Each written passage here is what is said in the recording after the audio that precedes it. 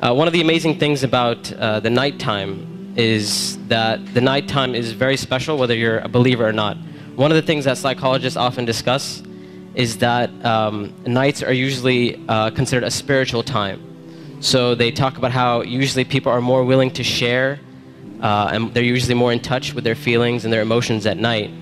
And this is why you see when people go out on dates and stuff like that, when do they usually go out? During the day or at night? So people are more likely to be in touch with their spiritual side and their feelings and their emotions.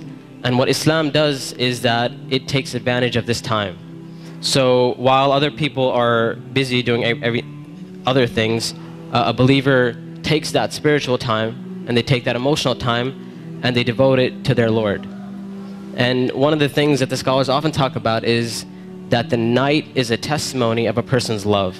So whatever a person loves, you'll see that they'll usually devote their night to that. So if a person's only concern in life is to have fun and party and maximize pleasure, they'll spend their night trying to do that. If a person's concern is their afterlife and their love for Allah, then they'll spend their night in concern about their akhirah. And they'll spend their night devoted to Allah Azza wa Jal. As Allah Azza wa Jal, وَالَّذِينَ آمَنُوا أَشَدُّ حُبًّا لِلَّهِ. That those who believe, they're stronger in their love for Allah Azza wa Jal. It's no secret, it's no surprise that our ummah today, our nation today, is not doing too well. And I hate to be negative, I hate to be negative about issues, but this is just a reality. And the point isn't for us to become depressed and say we're a goner and there's nothing we can do. The point is, how do we bring ourselves out of this situation, and how do we become like the companions radiallahu ta'ala anhum? And this is why one of the things that is often said by the classical scholars and even scholars of our time is that if we want to rectify this ummah, if we really, really care about this ummah, we really want to change this ummah, then we will not be able to do it except that which changed the beginning of this ummah. Meaning, if we really care, we really want the ummah to progress. Now we're Muslims living in the West and we care about Muslims in America, and we really want Muslims to be in a better state, then we have to look at the sunnah of the Prophet ﷺ and how the companions did it. And it is in that we're going to find our ummah come to life. And the thing about the companions, like I mentioned, is that what they had and what is missing from our time is that attribute of going above and beyond the bare minimum. Ibn Abbas radiallahu ta'ala anhuma, he says about the companions, he said, I did not see a single companion. He said, I did not see a single companion except that they would take something from the night. Meaning they would pray some type of qiyam al-layl.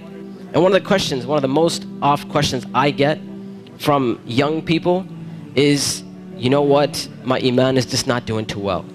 Like, I have a dip in my iman and I just don't feel it anymore. Or a lot of times people who start practicing Islam, they'll have this iman high and they're doing really, really well, and then a time will come where they'll be like, it just doesn't feel the same anymore.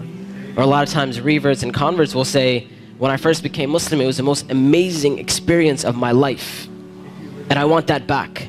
I want that experience back. And one of the first questions I ask these people is, how is your connection with Allah? How is your qiyam al-layl?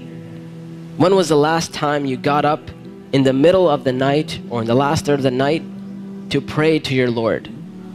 And if the answer usually is, well, I don't really do that. I just try to do my 5 daily prayers. I'm just happy if I can get that in.